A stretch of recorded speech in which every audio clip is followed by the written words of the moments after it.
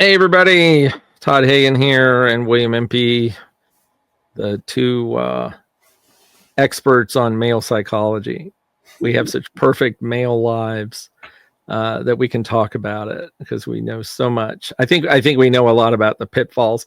And of course, it doesn't matter what we know personally. It's more we've seen hundreds and hundreds of clients, and we do have an insight into what's going on in the world. We've also read hundreds and hundreds of books, and actually William's read thousands of books. So we know something, okay? And if we talk about women and what they think, we do know a little bit about that from our own clients. We certainly don't feel it. We don't know it in our hearts to a large degree, maybe a little bit, because we're all human and we do share a lot of each other's perspective, whether male, female, or in between. So we don't have a clip today, but we are going to talk about something a little specific. But of course, if you guys know us watching this, we will definitely go into weeds here and there. That's what we're known to do. Who does it? It always is. No, it isn't. I don't think so. Did you ever get to the You want to? Huh? What? Yeah, I just because I swear to God, the trickster in me loves being tangential. I love that we start somewhere and end somewhere else. Well, good. Light in it. Yeah, you may do that more than I do, but of course I go with it. I think it's great. I mean, I do like to, as you know, and as everybody that's been watching these things knows, that, you know, I do like to bring it back to what it is we started with, just to give it some kind of continuity and some kind of sense of consistency. But, you know, whatever. What we're going to talk about, though, without a clip, we just decided that we're going to go into this idea. Again, this is more of an archetypal idea or a Jungian idea. I don't know if Freud talked. I guess he did, because he was obsessed with the Oedipal complex. With what I don't know if Jung coined the phrase anima possession. I assume he did. It certainly sounds like a combination of two words he would use. Anima, of course, when we refer to anima, we're referring to the feminine in a sense, but we're also referring to the soul, which is what anima translates into from the Greek, is the soul. So it's soul possession. And what does that really mean? What does that apply? This is something that generally only occurs in males, okay, whether they be biological males or even homosexual men. Can have an anima complex, but it's not generally as it would make sense. It wouldn't be. You get into a whole lot of hot water, but I would. Oh, we do. Yeah. Well, probably more to gay men than it does. Oh, yeah, it does. It does. You're absolutely right. I mean, at least that's been my experience. I think the literature backs it up, although it's very dangerous territory to get into it. Oh, yeah. Yeah. There's a great book by, I'm sure I can say that this colleague is gay, because I don't think he would have any problem with me saying that. It's his name is Ed, shoot, my brain's just gone blank. Anyway, the name of the book is Jung and Sex. Jung, Jung and Sex. And it's his dissertation pretty much, but it's published by Routledge. And it's an amazing book. He goes through all of Jung's work and essentially cites in the book every comment. It's not focused on homosexuality, but it's a very, very comprehensive coverage of what Jung thought of sex and how he dealt with it through the anima and whatever. But you're absolutely right. Anima possession in homosexual men, it has a very, very different twist to it. But it's essentially the same idea. It's being it's projecting the lack of integration of the feminine in a male then gets projected out onto an embodied feminine, whether it be male or female, but biological male or female, but it's embodied feminine that's projected onto her. And in order to fill the gap of the non-integration in the man, that gap is filled through the projection, through someone else. And yeah, that doesn't sound so bad at first, but and it's something I believe, and this is my take on it. It's something that I believe naturally happens, because the feminine cannot be as integrated in a male as you know, as I mean, it's not going to be a pure integration no matter what. I don't know if you agree with that. No, I agree, and I think maybe just one caveat here. Look, in we want to explore this, but if in exploring this so somehow we stumble upon our own internalized homophobia or heteronormativity, let us know in the comments below where we're getting this wrong. But I think it's better to say, hey, can we explore this topic and just see where it takes us? With that kind of caveat of like, here, we're not here to try and insist upon heteronormativity or no. Yeah. So like, no, that's a good thing to say. We talk about that for sure. I know what you mean, and I think I can probably put a pinpoint on it. There's an interesting thing that will happen for gay men, particularly in Western culture and contemporary culture. You know this one. Mm-hmm. There is a rejection of the feminine and the sexual. I'm looking for male partners, but then an idealization of the feminine, idealized feminine, and this is why you get the kind of idol worship of certain figures, women who have overcome obstacles. Mm-hmm. You get the Judy Garland, and I'm forgetting the whole pantheon of goddesses in gay male culture, but you know what I mean. They're very much idealized. Oh yeah. Almost a cartoonish way. Yeah. It's almost kind of right. But that's related, just like the Anima Possession we're going to talk about, which isn't so much the homosexual one, because I don't think either one of us are homosexual. Mm-hmm. The last I checked, I wasn't. But it was Ed Santana, by the way, the author of this book. Santana is brilliant. He's a brilliant guy, as it is. Yes, that the Anima Possession complex, whatever you want to call it, comes from relationship with mother. Mm-hmm. So because mother is the first encounter a male has with the feminine, and it's important to a male. The connection with feminine is just like it is with women, the connection to the masculine, which she gets from father. But there's a difference that males come out of their mother's body. So females do not come out of their father's body. So the relationship a man has with the feminine is different. Mm-hmm. You could say it's more intense. You could say just because he's also attracted to the feminine, and here he comes out of the body of a woman. Mm-hmm. And he also has a very intimate relationship with that body as he's growing up when he's an infant. And a girl does too, but she doesn't have the same power behind that in the same way, in this kind of sexual erotic way. Mm-hmm. So anyway, let me grab this just for a second. Explain, like, is if like in the kindergarten way, what when we say anima possession? Yeah, exactly. That's exactly what I was going to do, William. Thank you. No, it's perfect. Yeah, because I feel like we may have people like watching this go, what the hell are you talking about? Anima possession, essentially, as we're talking about, it essentially means a man when he reaches sexual maturity and starts looking for women to be engaged with, whether that means sexually or in a partnership or marry or whatever it might be, that his because of his lack of integration, the importance of that feminine embodied in that person is much more so than it would be in a quote unquote healthy integrated man. And this is where the word possession comes in. It becomes a desperation to obtain that anima from that woman. Mm-hmm. And what we see with this, what does this look like? It looks like men that are needy. It looks like men that may fall under the category in a different type of psychology, attachment theory psychology, that he's anxious, that he has a fear of losing it.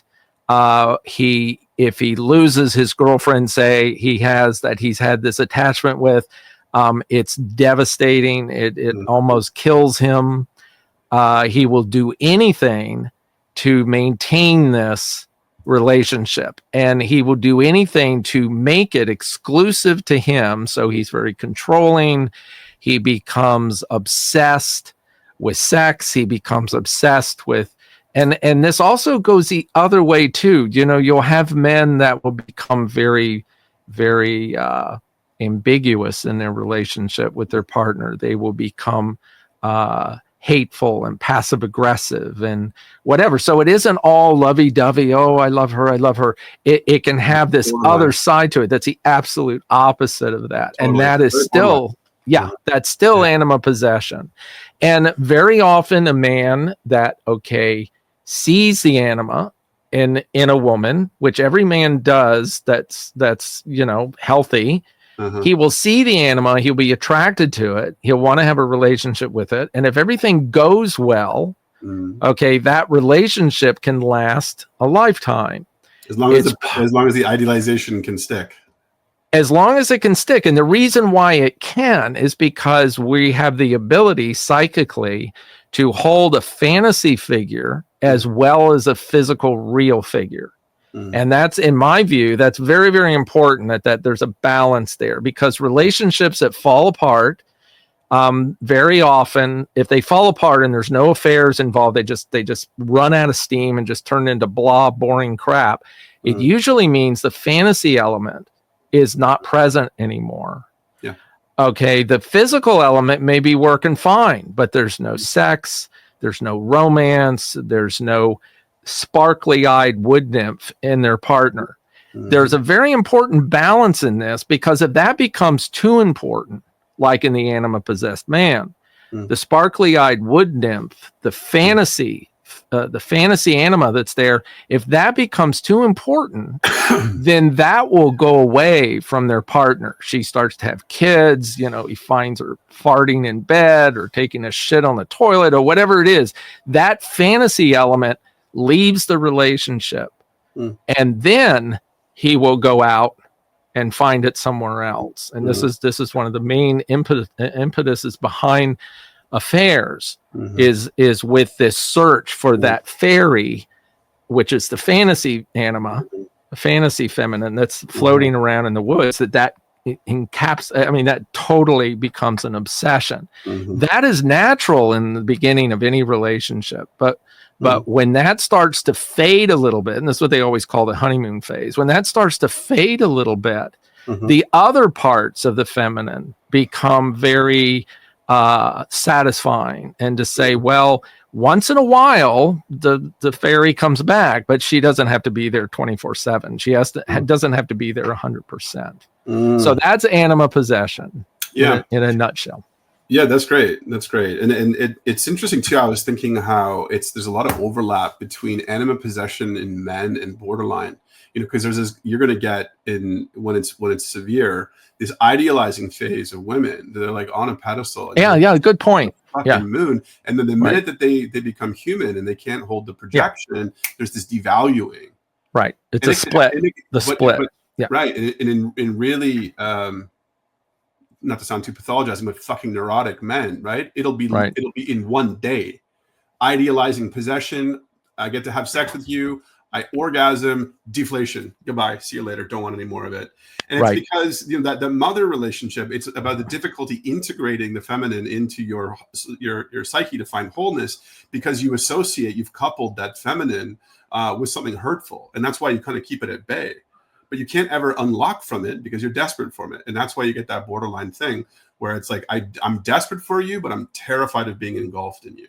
So the engulfing mother, if I integrate my feminine, but I associate the feminine with an engulfing mother, if I let that energy in, it will subsume all of me. So I gotta keep my feminine at bay. And this is all on a spectrum too. I mean, if you have a really strongly integrated anima, right? If that's something that you're really solid in, you still will get into a little bit of idealization and deflation, but it's manageable. Well, isn't that all what human psychology is managing and being manageable, being tolerant, being resilient, being able to deal with object constancy. At one point you have a pure fantasy relationship and then it dips down into just drudgery. It's like, where are you with that? You've got to be somewhere in the middle. You've got to average it out. And healthy humans, that's what they do well. That's what makes them healthy, is that they're capable of object constancy. They're capable of seeing the average. You can have a really shitty day with your partner and they're an asshole to you and everything. The next day they're loving and caring, that you don't focus on either one of those. And that's where the split comes in. I mean, that's the borderline split. that you become idealized, or that you are the most incredible thing, and then the next moment you start being a normal human and you become shit. And that's where the split comes. So what you're describing is interesting, because I don't think I ever thought of Anima Possession, the issues of it correlating that with the borderline split. But it is exactly that. You're absolutely right. Yeah. And it's like, to the extent that, that any kind of borderline defense can be healed within the containment of therapy, it's that the therapist can take the devaluation phase and not take it personally and not push it back. And that the client can submit to the process enough to, have that devaluation taken away or challenged in some way.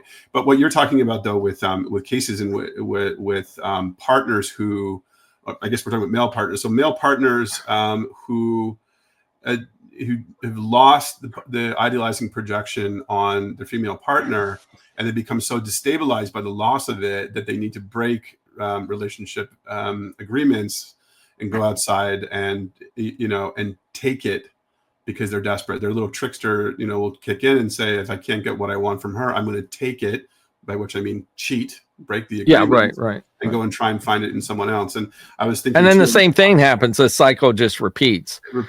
But also he gets caught, and she goes, "What the fuck?" And what they always say, right? She meant nothing to me. Yeah, she didn't. Right. Because she didn't. And the minute that he got her, and then oh shit, you can't hold it either. And then when he's held the task of like, but I feel as though you didn't need me, or like you abandoned me. He's like, whoa, hold on, no, I'll take your capacity to hold my projection back if I can, please, because that proved immediately to not hold any kind of water. Right. And so there's always a kind of tragedy in that, where, whenever I hear a guy say that she meant nothing to me, and the woman sort of rejects that, I'm like, no, but can you hear that he means it? He means it. And it's true. She's a fantasy, Yeah. Everything we're saying here is making a certain assumption, like almost everything that we talk about. There are assumptions in it. And the assumption is that the problem only lies with the man, that the man has an anima projection problem and the woman is perfectly healthy and fine. There are definitely, obviously, there are cases that men stray, not because they're anima possessed. Okay, it's because their wife is nuts or a raging borderline. And then okay, it could be any number of things. I mean, she could be schizophrenic, she could be a drug addict. I mean, she could be any number of things that causes her to be undesirable and untenable. That doesn't condone having an affair, because if a man has an affair, he's got an issue, a psychological issue, but it doesn't always have to be anima possession. It can be. I think it's very common, though, right? And I think one of the things that most people will recognize is that most women in our culture now are suffering animus possession. They're very much, they act like patriarchal men. Yeah, absolutely. And then the opposite is true of men. Is that a lot of men in anima possession that are acting like women. And the funny thing with a possession state is that you're going to actually be possessed by the shadow of the archetype of the feminine, not its wholeness. No, So right. how you look is all the shadow stuff, manipulative, and passive and depressive, and it's like. And it can be very confusing, because it's, well, for one thing, as I'm saying this, I'm acutely aware, it's perfectly fine if you want to talk about the shadow of the masculine, but don't talk about the shadow of the feminine. Otherwise, you're a misogynist. And I hate to break it to everybody, but the feminine has a shadow, right? And you're commenting on the current culture, and manipulation, and guys in anima possession states. Well, boy, they're almost better examples of it. You can almost see what the shadow feminine looks like in them, just like you can see real patriarchy working through women, especially certain like radical feminists. I mean, you want to see what patriarchy looks like? Go look at a radical feminist. That's patriarchy. I love the bumper sticker that I love the best is the one that's like smash the patriarchy. You're like, yeah, right. Why do we smash the patriarchy? Oh, because all they do is smash things. Oh, right. Sounds like someone got a little animus possession in them. Yeah, sure. Yeah. I mean, there's so much complexity to all of these ideas. They apply to some. It's one of the biggest reasons why it's very, very difficult to work on a path of individuation, work on a path of integration, work on a path of understanding, because the situations are so complex.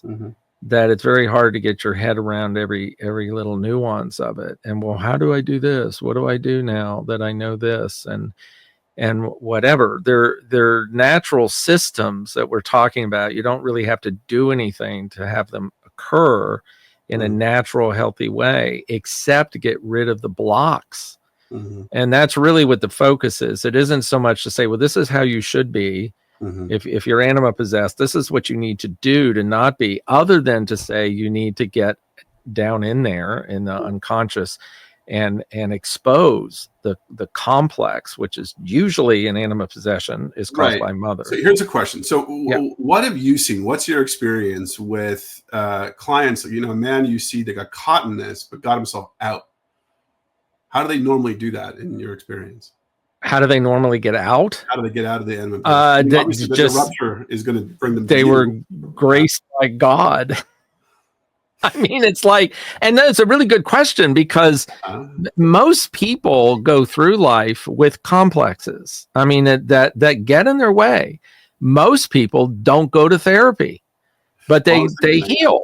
They heal naturally. And the reason they do is that there is a house favor, as they say, to be healthy, just like the body. The body understands within its own system homeostasis. It understands what it needs to be healthy. And if you eat, potato chips all day and sugar and crap and whatever, you can certainly fight against that natural tendency of your body to be healthy. But the baseline is health, and the body wants. Yeah, and psychically, it's the same thing. It's like if you have a piece of shit somewhere in your psyche that, from a mother trauma or whatever, that causes you to do this projection we're talking about. The body, the psyche itself wants to get rid of that. And all this. I mean, it's trying to push that away and to dissipate it, mitigate it or whatever. And it can do that on its own sometimes. There's no it can mature, it can grow older, it can have experiences with women that don't do this split, that are actually very secure in attachment theory. You have an anxious attachment theory, which let's just assume that might be an anima possession. You can have that, and if it's in relationship with a secure feminine, a secure woman that has secure attachment style, he could actually heal through that process. So it's an interesting point you're making here. I get it totally. Like, the body, has this natural disgust response, which is very healthy. Right? You smell shit, you want to run away. Right. System. So, when the pathogens come, it's going to fight them off.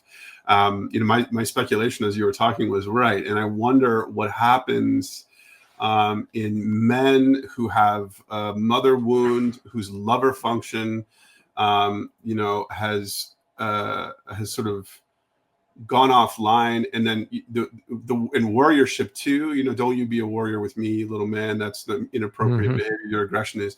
Well, if you really lose that in the warrior, what you lose is your capacity for the detection of and instinctual challenge against adversaries and aversions. Right. And then that's where you get people that are like, I'm in a toxic environment and I don't even notice it. That aversion function is gone to sleep. And then adversary, someone's coming after me and attacking me, and I don't even realize it. I'm sitting there just like a deer in the headlights thinking, oh, is this person attacking me? I didn't even realize that. And I think it's like a lot of men that find themselves getting sucked into this kind of stuff because of that mother wound. They get into a lot of toxic relationships because they don't have, their shit's gone offline. They don't have a functioning immune system. No question. And you're like, hey, no question. Notice why this woman just like reeks of toxicity to everybody else, and you're like, come here, sweetie, let me wrap my arms around you and eat you alive. And it's like, what do you not have in you? What's not healthy in you that you didn't go, ooh, that tone of voice, that sentence that you said in a certain way, or that attitude, or there's so many things you could go into with that. There's a resistance to change. I don't want something that's different than my mother, so I want a toxic female because she was.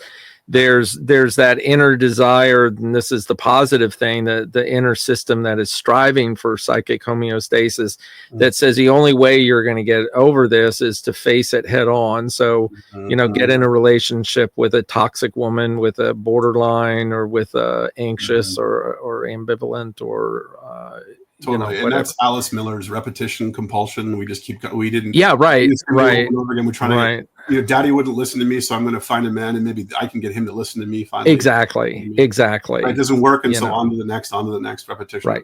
Right. I mean, that's the answer to that question. I think it's still complicated, because it's like, well, why is it that I want a woman like my mother? It's like, well, your psyche, your complex, not your psyche, but your complex thinks it would work.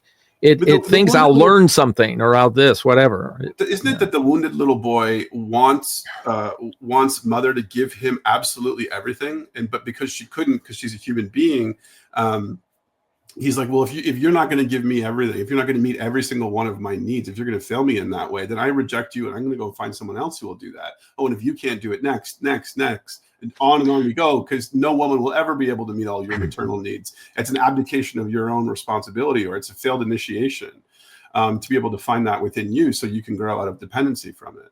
I think what I think about that is that you're describing something that would be unnatural for the human psyche to confront, like for it to say, you're not a woman, you are not a good enough mother, you don't give me everything, so therefore I'm going to look for something else. There is no woman, no mother that will give everything to their child, particularly their son. Okay, so I think it has to be something that is deviant either way from the healthy norm, which is the good enough mother. Who was it that said that? Was it Winnicott or was it Bowlby? Maybe Winnicott. Yeah. One of those guys, which is brilliant. I mean, it's a brilliant assessment and understanding. Winnicott. Is it Winnicott? We're two geeks. We're obsessed about who the fuck said what. I know. Look it up. But I was positive you would know. So, I didn't care if I don't know. But she would know something like that. I mean, what was his middle name? I know exactly who would know. Is my partner. She would know. She's a Winnicott. Oh, you know who it probably was? Who was the woman that was really big at that time? Oh, shit. See, I can't even think of her name. Was it Marilyn something? You're talking about the one, Object Relations? Klein. Melanie Klein. Melanie Klein. Yeah, maybe it's Melanie Klein. Yeah, see, mothers would fit in her. Yeah, okay. So we just spent how much time of our audience's time trying to figure out who said Object Relations and who. Yeah, right. But anyway, I forgot what I was going to say. I think yes, what you're saying absolutely applies to the mother that doesn't give enough, that doesn't give what she's supposed to give. The love of the mother to the boy, he is going to be deprived of that, and will think that his partner will supply it to a point that it fulfills what he missed from mother, which is impossible. If he didn't get from mother good enough from age 0 to 10, he will never get that. It's lost. It's done. But he won't think he'll never get it. He'll demand it from this woman over here, and then she won't be able to give even what the mother could have given. No, totally. Maybe she gives that, but it's not enough. Nothing is enough, because it's a hole that cannot be filled other than being filled when you're 5. Once it's not filled, it will never be filled. You've got to put it away and say, okay, that didn't happen. What am I going to find now? So along the lines of what you're saying is true. I mean, but the reason it's not fulfillable is not because mother didn't give everything, was because mother didn't give anything or very little. Enough, right? This is another big issue too, right? The idea of good enough parenting, good enough mothering. You think that below that line lies suffering and dysfunction. In my experience, it's no, man. It's the other way around. The too much mother, that's the worst. Freud makes this very bold statement, I think, where he's talking about like the enmeshing mother being the most pernicious force in the human experience. I'm pretty sure that was Freud. And, Freud is Freud. I mean, he got a lot right and a lot wrong, but that's one of the things where I'm like, yeah, he's onto something there, man. Because if the too much mother, he'll never find it. He's just always, you're externalizing mother onto that figure. I was saying this to someone recently. If the mother is finding that this adolescent child is not sitting in the seat of sovereignty in their consciousness, they don't fucking get their shit together, right? There's shit all over the floor. They don't call the doctor when they're sick. And what's the problem? And I'm like, if you occupy the seat of your child's sovereignty, if you're sitting on their throne all the time, they can't. That's and right. If you want them to occupy the seat of sovereignty in their psyche, get the fuck off. You're right. But for a lot of mothers, it's like, but I know better than that, so I'm not doing it. It's like, well, it's in your blind spot, and don't ask them, by the way, because if you ask them, they go, oh, no, you're. Oh my God, no. And I think this is more of a problem in contemporary culture than it used to be. I think it was the not enough mother that was much more common. This is a compensation. This is this whole thing of like, my kid wins all the time. I'll give them anything. I'll hover over them. I'll drive them to school. Especially with the boy. I mean, the girls. Yeah, they got their own issue. That's a whole nother thing. This is man talk, not girl talk. So but what you brought up, I think, is so important, and especially for our listeners. It's unhealthy love, whether it's over the top and too much, the too much mother, or the not enough mother, the not enough love, or the too much love. Mm-hmm. And the too much love isn't really love.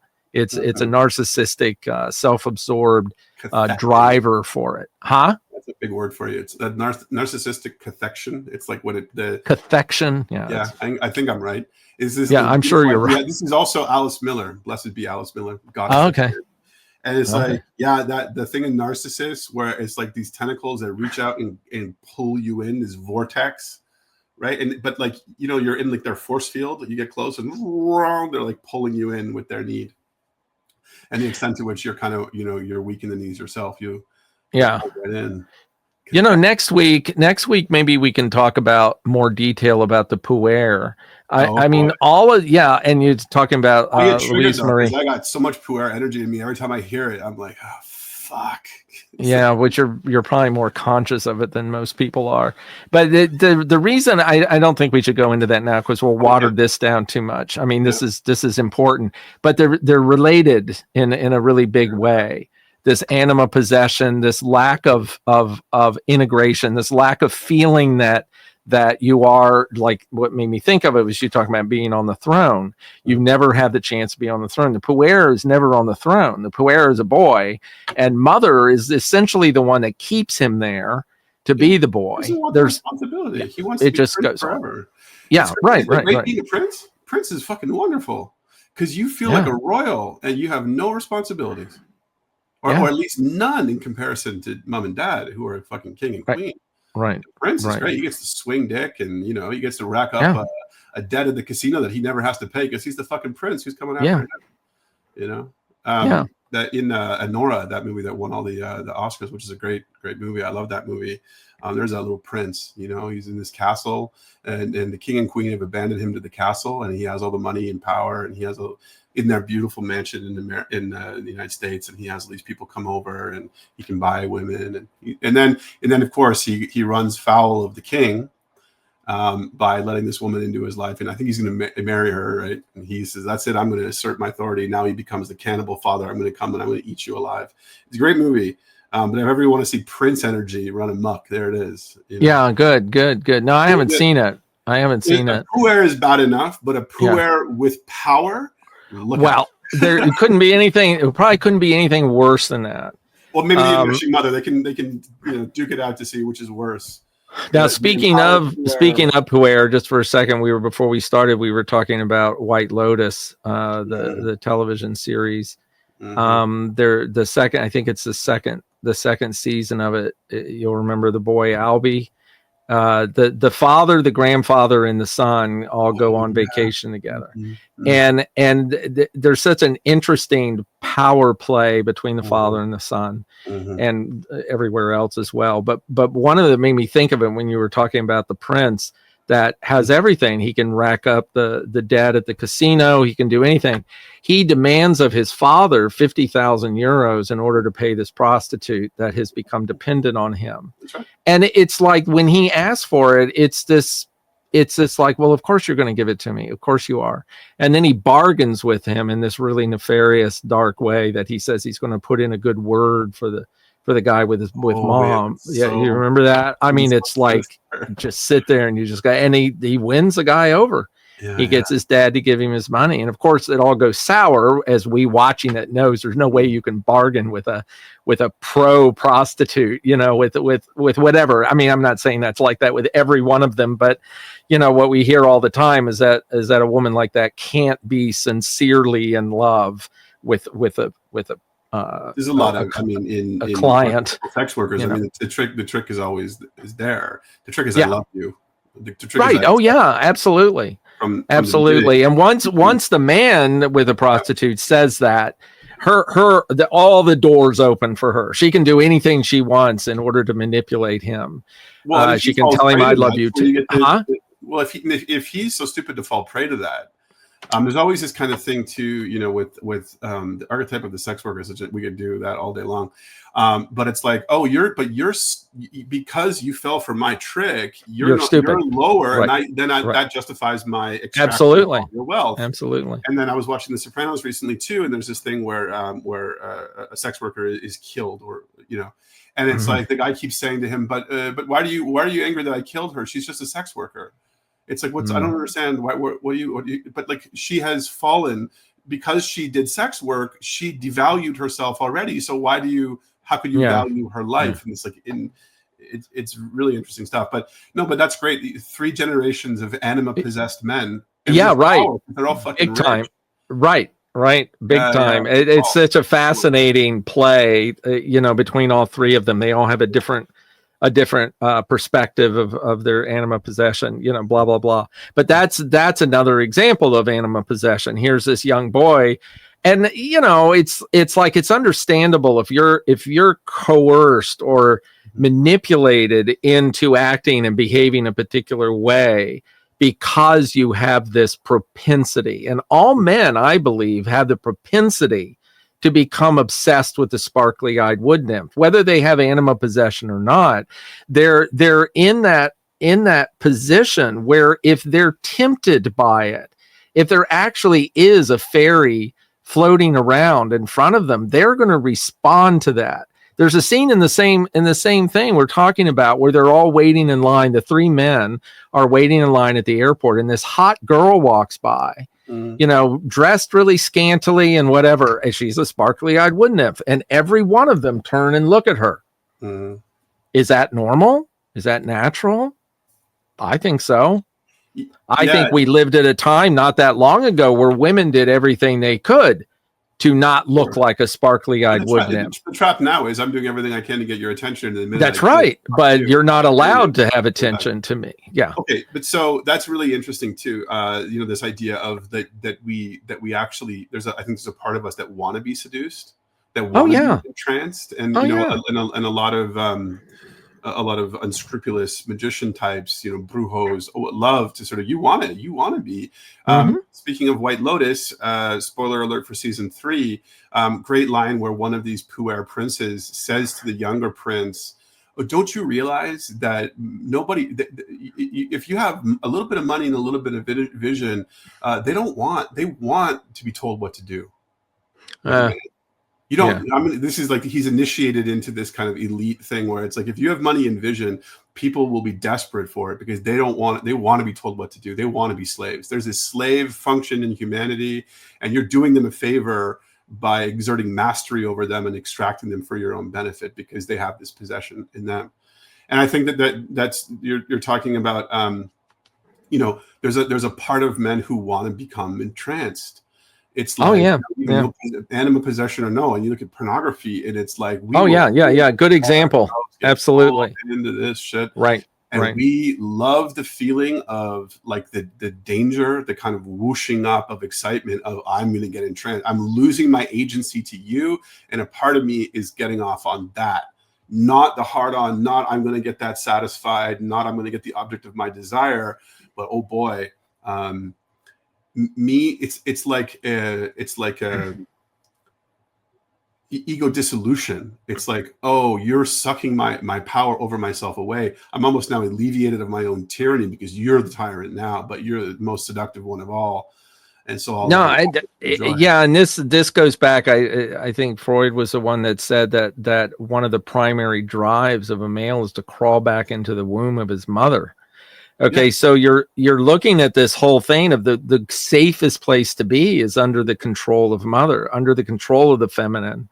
And I think that's what you're tapping on, and that all men have somewhere in there. It's when it goes out of balance that it causes problems, or when it's manipulated, like in this case, in this show, the prostitute manipulates that part of this young man.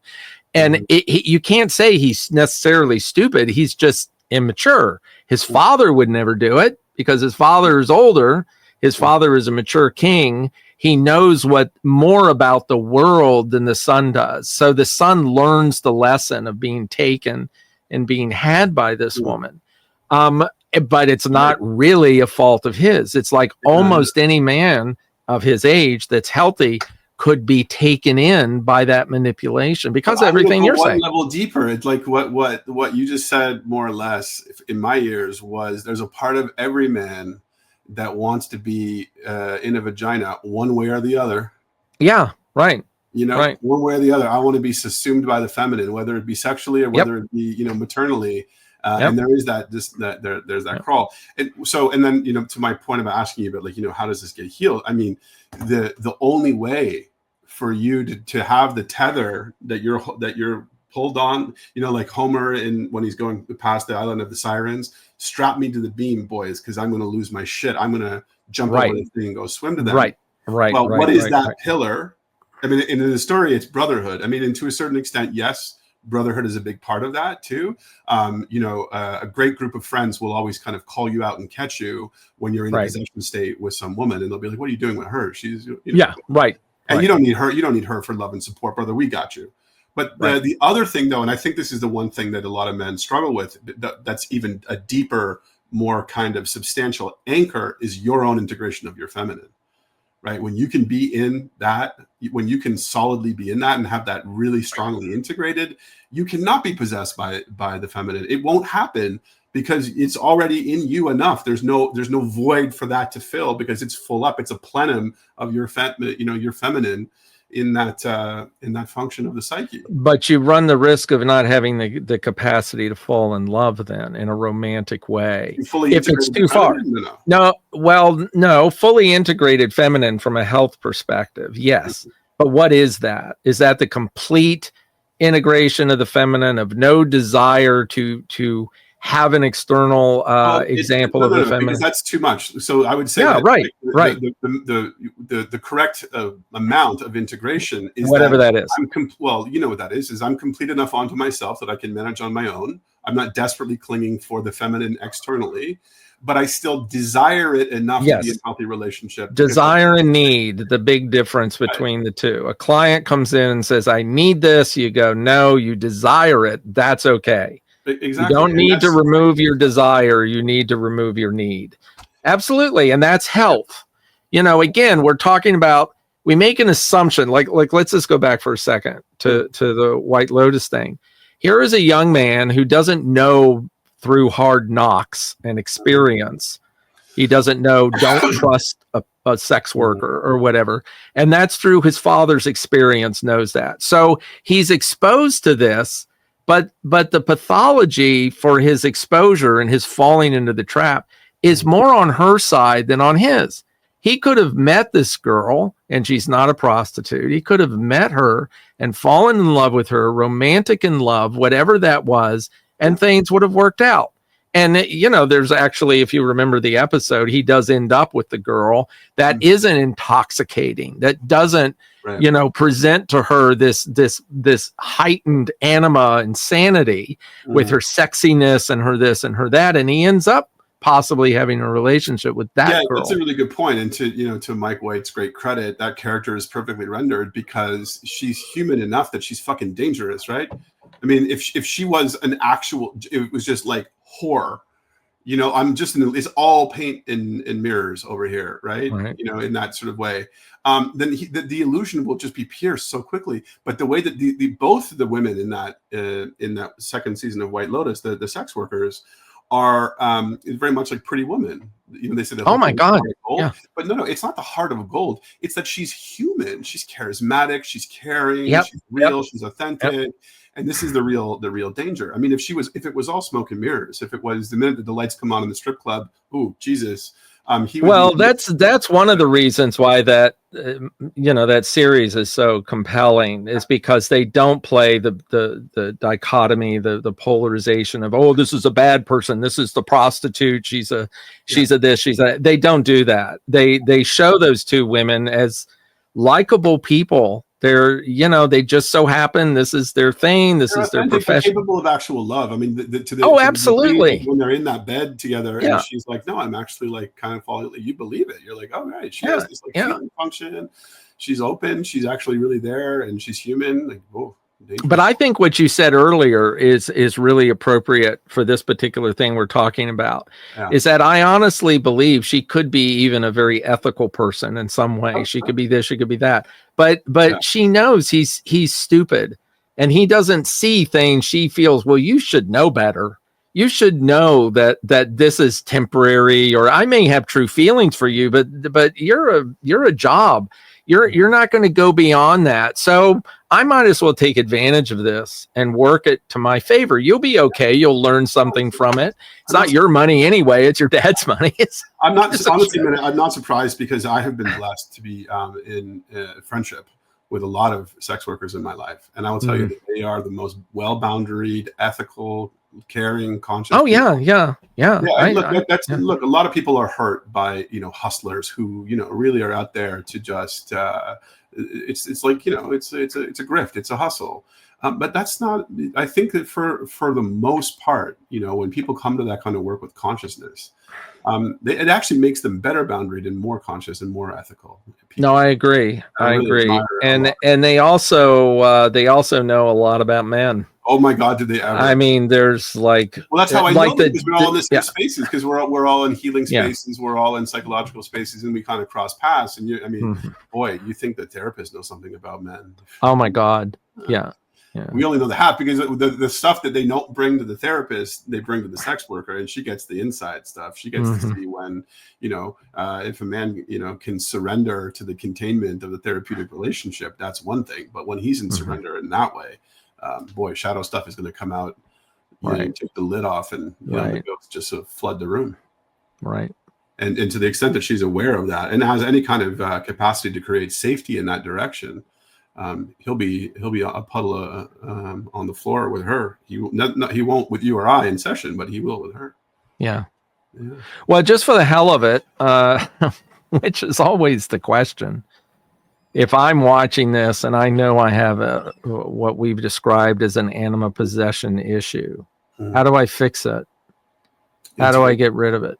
I mean, the integrate the feminine, and also, I mean, it's about like the first thing to look at is like you're abdicating your throne. So you got to be in the you got to look at your king quadrant, where you're bleeding energy, like really strong awareness of like how much of your energy, your divinity, is just bleeding into this shit. And when you recognize that you're bleeding, block the, cover the blockage, cut the cord, block it off, and regain some of that power. Well, isn't that power and autonomy? Now it's time for you to really look at what is getting in the way of me integrating the feminine. This is work that's going to have to happen in containment with lead. Well, what is the pragmatic way to integrate the feminine? What do you do to integrate the feminine? Well, I mean, like I said, the first thing is to just look at what's like, it wants to be integrated, to your point earlier. Yeah, right. And so the question isn't like, how do I do it? I mean, it'll happen naturally if you create the conditions. And the real question is like, what's getting in the way? Yeah, now, right. Sure, you can actively move toward integrating the feminine, but it's going to take some awareness. It's going to be like, for example, within the containment of therapy, you might recognize that through your therapist that you are poorly lacking in empathy. Right, that like you'll get that model back to you. Oh, don't you imagine how that person feels? And then suddenly you come to the awareness of like, right, I'm lacking in empathy. So what do? You have to actively kind of push yourself with clear intention and with a little bit of willpower to pause when you're not doing that and make a choice. You have to be responsive and not reactive. And the big part of responsiveness is that you're not bled out. That's why you have to reclaim your power first, because you're going to only be reactive if you're in that low energy state where you're constantly bleeding. Right. And also your therapy, by the way, will be completely dominated by you and your therapist cleaning up the mess every week of the shit that you got into with your relationships that are dysfunctional. So one of the obvious ways is cut the cord. Don't date. Go into your cocoon, because that way you're not every week just going over and over all the things that went wrong in the relationship. Yeah. If somebody isn't in a relationship at the time they come in for therapy, if they're actually not in one, there's no question to stay out of one. I mean, what you're saying is 100%. If they're in one, say a serious one, say with a wife, 3 kids, whatever, and they're suffering from this, it's like that's a little harder. It's a very different thing to do, to go into your own inner self in that way. But again, and you know, I'm assuming that you do a lot of bottom up work, because that's where you are. Yeah. The top down for Anima Possession is, in my opinion, you know, and my opinion could change very easily. I can't think of any exercises or any pragmatic behavior to alter in order to get out of that. I think it's more of getting into the blob of crap that was created through mother wounding. I mean, but your point is it's don't abdicate your throne to somebody else. So literally, it's like, if there's going to be a top-down approach that's behavioral based, it's, are you continuing to date and allowing women to put a spell on you? Well, good point. If you don't, modification, stop the dating. Yeah. And maybe go do something like you know, go to Thailand for a couple of weeks. You know, something that occupies a different part of your complexes and whatever. I mean, there has to be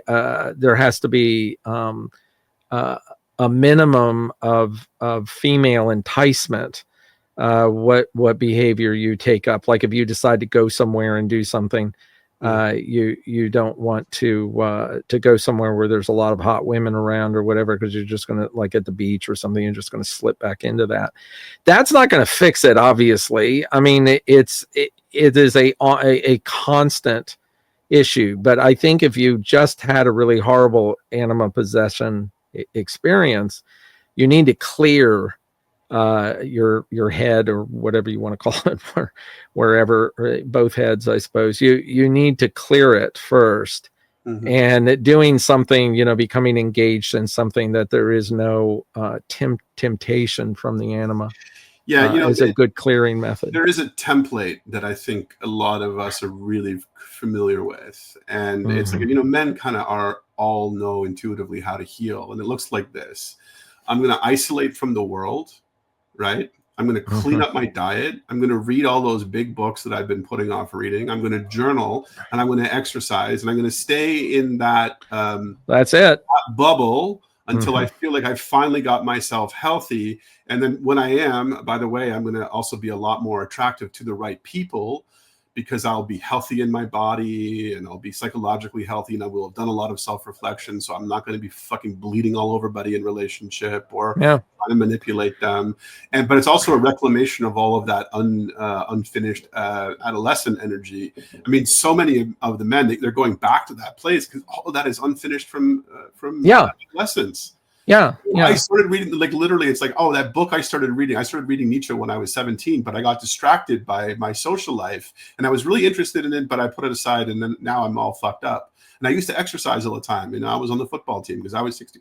All of that is like, you need to go back to adolescence. Yeah. Do it without the influence of mom and dad or anybody else. You'd be in that cocoon. That, you know what? Let me throw this out there too, and this may be a no-brainer, and everybody knows this, but I think one of the things in talking about this that I feel like I have made the wrong impression with is that let's talk about the integrated feminine. The way I've been talking about that, and maybe you have to some degree, I don't know, is that it is something that isn't there naturally, that it never got integrated.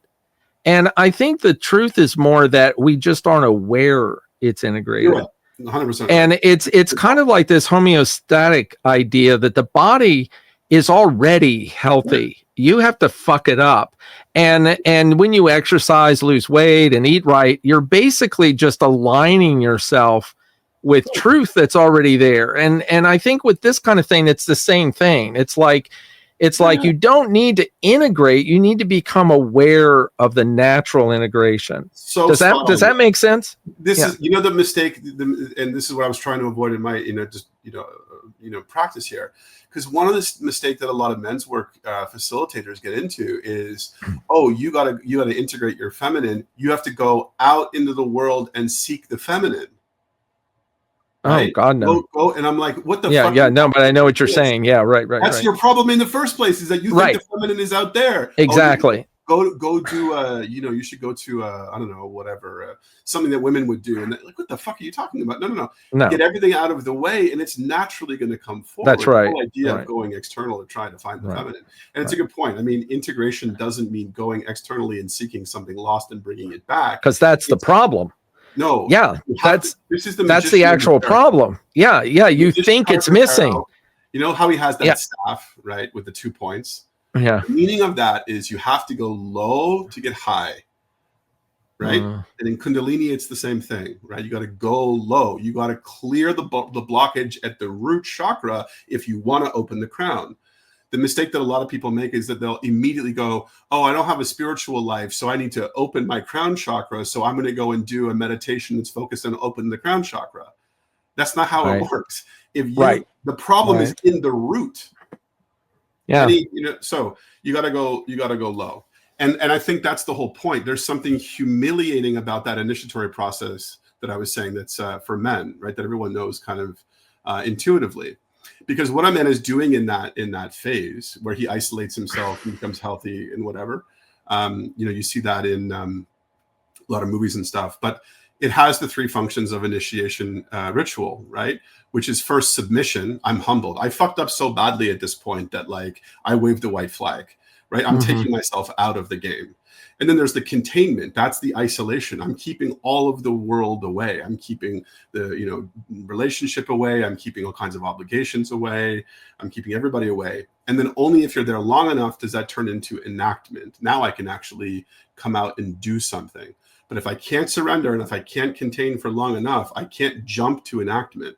This is why it always frustrates me. You're in session and someone goes, but what do I do? And I'm like, the first thing that you need to do is take a deep breath and stay right here where you are, right? Yeah.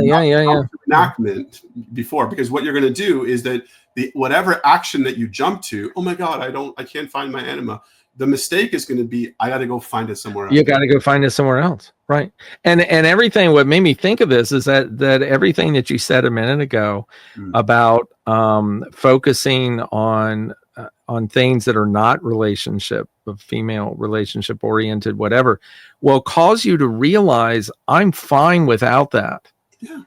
I'm full and contained and integrated without that. It must be there then. It must be integrated there. And if you're constantly believing you're not okay, you're not integrated, I have to go out and get it. That's the possession. And, I think it's easy to think that. I think even listening to what we've been talking about, the first part of this, I think a lot of men could sit there and go, well, I don't have an integrated feminine. So I've got to go out there and find it and integrate it. It's like, no, it's already there. Now, the word integration doesn't mean it's not there. It just means it's not integrated. Okay. And that's true. It is there. It's just not integrated. And integration is knowing it's there. That's what makes it integrated. So Jim McNamara, rest in power, the controversial figure and founder of the Living Institute, now defunct. Go look it up. It doesn't even exist online except for lawsuits against it. He used to always say to us, what you're looking for is looking for you.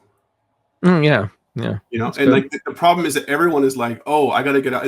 But like, if you think about that, and I'll tell people this all the time, every step that you take you're going in the wrong direction. And all you have to do is stop and turn around and look. And now you realize why you're on this hamster wheel. It's right there. It's trying to catch up to you. You're like, healing practices, transformation, I want to be a better person. I want to grow. And you're running and running and running. And this thing, this golden shadow of yours, is chasing you down, going, fucking stop. You're looking for your anima. Turn around. Here I am. Right. Receptivity and softness and openness and nurturance. It's right fucking here. What do you think? It's going to be somewhere else? That's your problem in the first place. Mm-hmm. Yeah. So this is people sometimes will ask me like, hey, how do you know, like when you find a good therapist? The ones, I mean, if they have a good rapport with them, obviously that's like the number one thing. You could even go deeper and, are they doing their own work is a good one too. Have they done it? Are they doing it actively now? But another good one is this. If they use the language of you're broken, something wrong with you, pathologizing, but even if pathologizing language is a funny one, because, that's an interesting concept. But the minute that that there's a codependence is when, oh, you're fucked up, but I'll help you. Mm-hmm. The right response is, you're not fucked up. We got to break that spell. You got to right. The minute I can break that spell, I mean, and this is why this kind of work that we do is fundamentally shamanic, because the only people that can truly break spells are the ones who can cast them. And if you're detached from your own capacity to cast spells on other people and yourself, you can't really break spells on other people. Which is why people that are really sort of resistant to this whole shamanic thing, like the Freudians that hated ritual, they always thought, oh, we're moving past that because that's sort of primitive.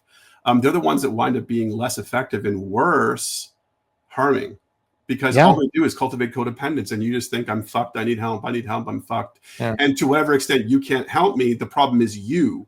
So I got to find that you didn't give me the solution that I was looking for. That's not the right medicine. Yeah, right. Well, that's what everybody's looking for. Yeah. They're always looking for that. And, I've always said that good therapy is a matter of subtraction, not addition. 100%. Like, I'm not going to give you anything, but if this therapy works, you're going to take some things away that are blocking you, that are in the way of what you already have. Totally. And I like to think that a lot of my clients will remember me by, moments that happen a lot in my consultation room where they'll say, what's wrong with me? And I'll go, I don't know. You tell me. You're the shaman. Yeah. Well, you think I know better than you? How would I know that? You have a much bigger data set than me, and yet you look at me and you think I would know? Yeah. I mean, it's a bit of a trickster in me, because obviously it's not. Of course. Everything's trickster. Every shaman's got a little bit of trickster in it. Oh, absolutely. Shamans can't be shamans unless they got a lot of trickster energy. That's the whole point. I think we can wrap this up now. Yeah, let's wrap it up. Let's do it. Are you good with that? Yeah. If there's anything people are going, what? You're not going to wrap it up? I have questions. Please ask us in the comments. Ask us down below. And as I said, I mean, we may have stepped on some heteronormativity or some homophobia here that we didn't realize. And hey, let us know. We're open. Yeah, really, absolutely. Part of the reason you might notice that we didn't go a whole lot into understanding, what this looks like for, the LGBTQ community is, like, as Todd pointed out, well, neither of us really lived that experience, so we can't really speak from too much authority. And even though I work with a lot of people who are LGBTQ and trans, I'm not really an authority in the topic. So if you're looking for that kind of stuff, the reason that you're not getting it from us isn't because we think it's not valuable. It's that we. Oh my God, no! Step on the I don't talk about it primarily for that reason, but also because it's too complicated. Sure. It's like a very psychically. It's very complex. That doesn't devalue it at all or invalidate it. That's my concern, though, is that you get someone who's going to be like, oh, well, you guys are full of shit because that's all heteronormative and homophobic and whatever. And I'm like, can we not throw the baby with the bathwater? No, right. Absolutely. This doesn't maybe isn't as helpful for people who, are not cisgendered or queer in some way. It doesn't mean there isn't value here, right? No, there isn't at all. And because all these principles apply, they do have to be looked at differently for them to make sense. But they're all essentially the same thing. They're just more complex. They're more metaphoric in a lot of ways. It's like it's not as direct of a of a solution. It's not as clear, but it's all still there. And check out Ed Santana's book if you're interested in that. If you are in that community, you might get a lot from it, because I think he goes into these things that we're not going into. Yeah, not that we want to add a whole lot of work, but we, one of the things that we could do is in the show notes, like list the books that we mentioned. Because giving credit where credit's due. For example, if you want to understand more about what I was saying about the archetype of initiation, submission, containment, enactment, Robert Moore's The Archetype of Initiation is the book for you in that capacity. I think that's a great idea. If you could, William, if you could send me, or if you have access to this, if you want to put those in there. The ones that you know of, and I think maybe we can make it a habit of doing that, of the books that we reference. We should link to also Marie-Louise von Franz on Anima, States and Possession and Shadow stuff. Oh yeah. She's fucking brilliant. And Alice Miller's Drama of the Gifted Child. Everybody, it's hard to read it. It's only 120 pages or so. It's a little bit of a go because there's lots of big words in it, but that is a fucking absolutely necessary book to read, because she gets into stuff in that everybody needs to know. Sure. Yeah, and I like shoot. See, my brain is gone. See, I guess maybe it's not good. Anybody listens. What is it? No, Robert. You have to remember, because we'll remember after the fact, and we'll sort of. Yeah, I know. What is he? Who wrote that? Robert who? Oh, you're talking about Robert Johnson. Robert Johnson. Yeah. He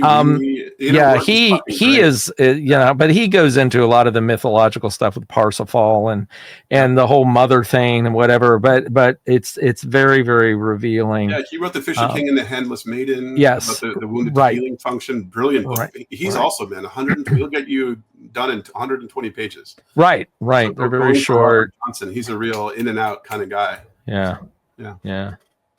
Okay, guys, you can reach us, and please comment, please join us, subscribe, whatever. If anybody wants an appointment or wants to get directly in touch with us, our websites are obviously sitting there the whole time we've been talking. You can get our email address from the websites or book a session or whatever you want to do. So we'll just say goodbye, and hope everybody has a great week. See ya.